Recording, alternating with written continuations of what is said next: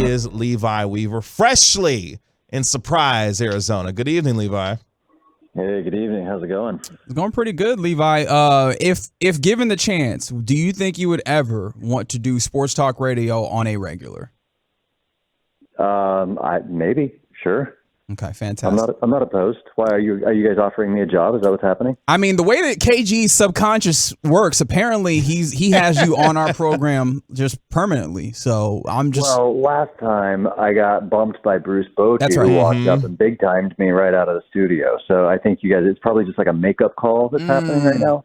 Okay, look, I guess Levi, you weren't supposed to give the secret away. Okay? Well, worst case scenario, we'll use this as a tryout, and then we'll just take this tape to the bosses. All right. Okay, great. I'll leverage this for a raise from the Athletic, or jump careers. I'm easy. Absolutely, I'm very pro labor in that way. I think that we can make that work. Levi, first of all, I mean, just being out in Surprise, getting to this time of year, I'm always interested in seeing like what the beat writers are looking forward to, what you're looking for with your eyes as you start to seek out storylines. What are the things that you're looking for as we go into spring training? Couple of things. So I'm first looking for how is this going to go with Bruce Bochy being at the helm. It's his first year as the Rangers manager.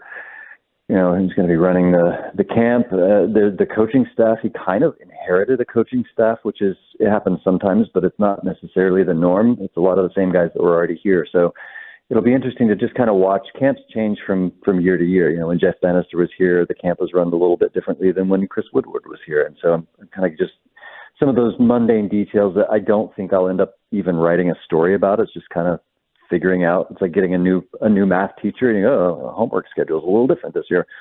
And then I'm just, all of the new guys, the new rotation. Obviously, it's going to be a whole lot of fun to watch Jake DeGrom throw 100 miles an hour in his bullpen sessions, and coaches tell him, like, hey, calm down, don't do that.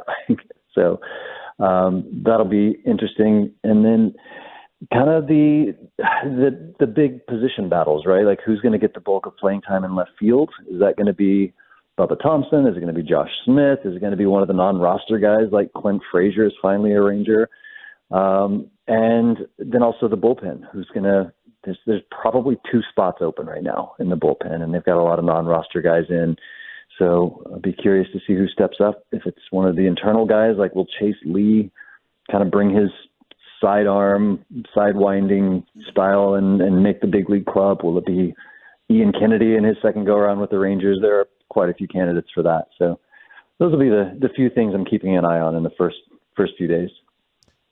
Levi, if you had to describe the Rangers in one word, especially with this being one of the more anticipated seasons in quite some time, what's the one word that you're describing this team with as they head into spring training? Progressing. I don't think they're there yet, and if they make the World Series this year, I will certainly eat my words. I think they got a shot at the playoffs, which is something that we really haven't been able to say for quite a while now. That's progress, and I think now it's just a matter of waiting for some of the prospects to make it to the big leagues and start producing there. And they've kind of done this a little bit backwards, right? Like most teams, they go through the rebuild and they have their young guys come up and take their lumps and they're bad for a few years. And then once those guys get to a point where they start to really contribute, well then, okay, you go sign some free agents and you put the bow on the package. The Rangers have kind of done this in the opposite direction. Last offseason, it was Marcus Semien, Corey Seager, John Gray. This year, it's like 60% of the rotation. So I think that'll be enough to make them better. And I think we've seen big steps from, Nathaniel Lowe won a Silver Slugger last year, but I don't think they're a World Series team until some of those guys, the Josh Youngs, Jack Leiters, Owen White, maybe Evan Carter, when those guys really start to get to the big leagues and produce, then I think that's when they'll be really dangerous. Yeah, I'm really glad that you went there because I was thinking the same thing about the idea of them doing this kind of backwards. So I'm very intrigued, one, at just the proof of concept here and seeing if this is a somewhat viable way of doing this, but also it seems like some of the spending that has been done in the offseason, at least to me, feels like giving those younger players an opportunity to progress naturally as opposed to, not having to be thrust into places that they are not ready for, but asking you to prognosticate which of those young guys, pitchers, position players, do you anticipate seeing this season, or do you think kind of probably need more seasoning? I think it kind of depends on which group of guys you're talking about, right? So the guys that have already made their big league debuts, obviously Josh Young projects to be the everyday third baseman. That's a big addition for them, right? Like last year, it was Andy Ibanez was their starting third baseman. I think Bubba Thompson. I'm a Bubba believer. I think, and I did not intend just to go all full alliteration there on you guys. That was good. I like it. Listen, if I'm going to be doing talk radio at some point, that is a skill I'm going to have. So I'm glad I did it accidentally. Very good. Yes. I think Bubba's speed is. I think there is a place in a lineup if the rest of the lineup produces the way that they should for a number 9 hitter who's capable of stealing 80 bases. Yes, please. Like, that's the guy I want in left field. He's going to have to get on base at a better clip. But so of that group, I think those are the two guys, and in that order, that I probably believe in the most. Now, the next group, I do think it will be more of a just let them progress. There's no sense rushing them. And we saw what happened when Leody Taveras came up in 2020, and that was extenuating circumstances. There was no minor league season, and they needed him to get some playing time, but you could make the argument that time in the big leagues was probably maybe did more harm than good because it's with his confidence getting a little bit dinged, coming up and not really succeeding. You can take a look back at other guys and remember Chichi Gonzalez, who was supposed to be like a great pitching prospect. You could make the argument he came up too early. Probably a lot of pitching prospects have been that way in the last few years. So that next group, Leiter, Rocker, Owen White, Evan Carter, those Aaron Zavala, those guys, I think you're probably not going to see any of them in the big leagues this year. White might come up and be a reliever if they're making a playoff push and they need one more stud out of the bullpen. Sure, bring him up and let him get a taste of the big leagues. But I think exactly what you're saying. Like there's no point in rushing them right now. And as these, especially in the pitching rotation, like as these guys age out, like DeGrom's not young, Eovaldi's not young, Heaney's not that young, Perez and Gray aren't that young, right? Like they're all in their 30s. As that group starts to age out, replace them naturally with Leiter, Wynn, Rocker, Brock Porter when he's ready. He's fresh out of high school, so it'll be a few years yet for him. Ricky Vanasco.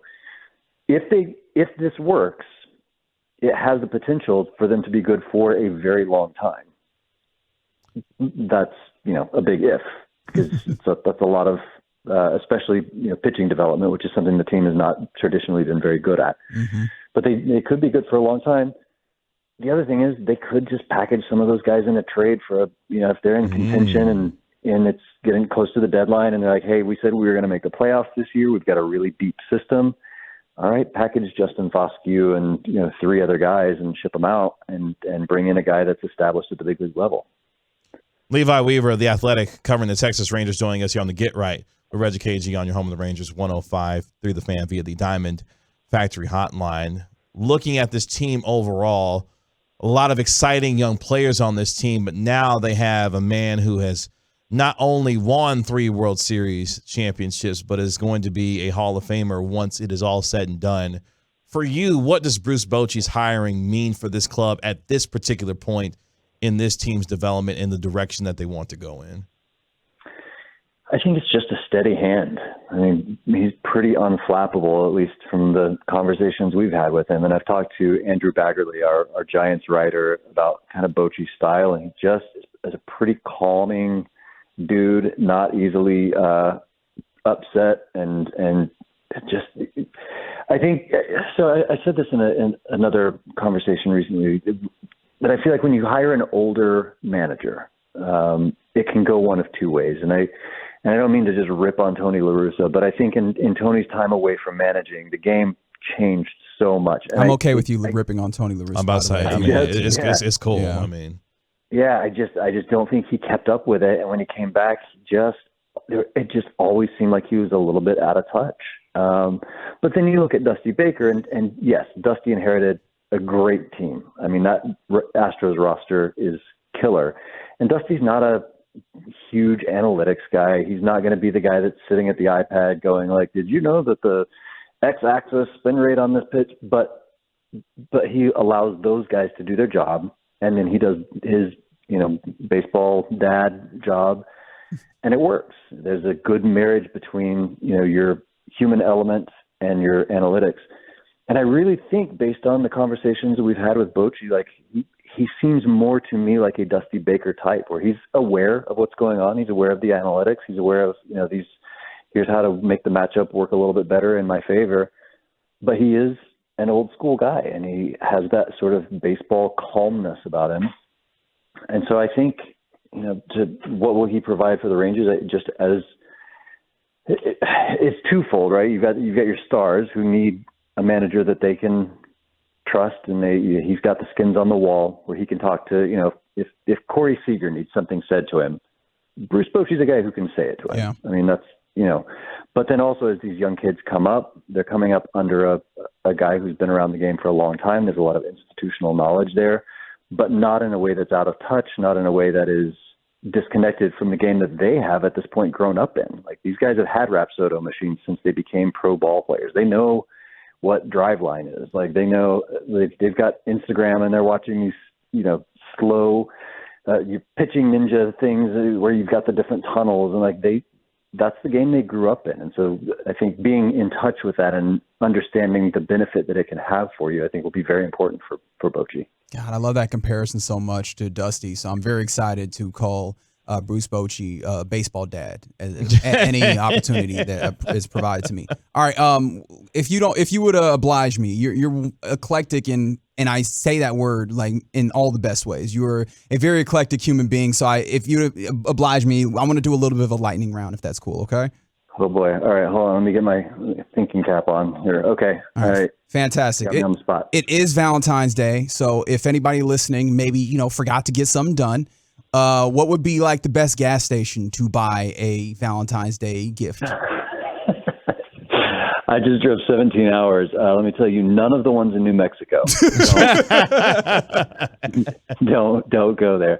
Let's see. If you had to get something at a gas station, I mean, you can pick up drinks at a gas station. So you got your sort of snacks and drinks. Those are good. I would just chocolates. You can pick up candy there. That's the way to go. If it has to be a gas station, get your snacks, your chocolates. You're good to go. Heady play. All right. And have you been listening to any fun music recently? Possibly, early aughts emo? Yeah. So you guys read my tweet. So there's a girl that I've been listening to lately. She's from England. Her name is Gretel Hanlon, Hanlyn. She's got a song called Apple Juice. So I don't know if you guys if we're on the same wavelength here, but I'll just say it.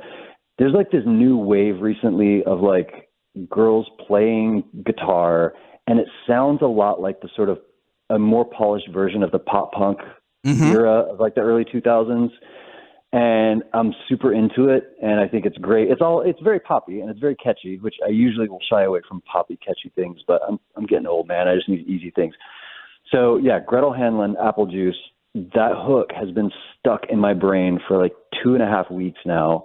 And she's got this like sort of, I guess she had an injury or a sickness when she was really young and couldn't sing. And so she had to invent like a new way to sing. So she's got like this almost like husky voice, but she's like 20 years old. It's amazing. That's my official music recommendation for today. Fantastic. Thank you so much, Levi, for obliging me. And as I just wanted to make sure that your tweet delivered. That's all I wanted. Yeah, I'm going to make sure to give myself easier questions next time. Yep. That's good. Yeah.